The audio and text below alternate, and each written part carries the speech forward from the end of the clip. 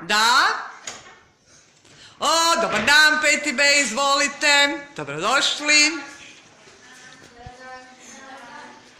Dobar dan, molim vas zatvorite vrata. Pa nek svi čuju da ste osvojili drugo mjesto, ali svejedno.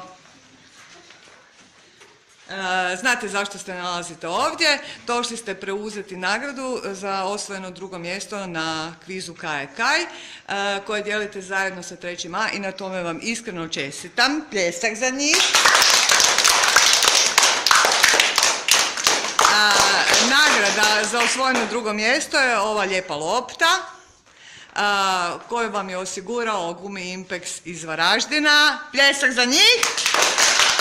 A sad vas lijepo molim, predsjedniče razreda, uručite loptu predsjedniku 5B. Bravo.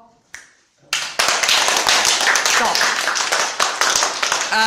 Jeste li zadovoljni? Da. Nek vam je što više dobrih nogometnih utakmica s ovom loptom. Ljudi, baj!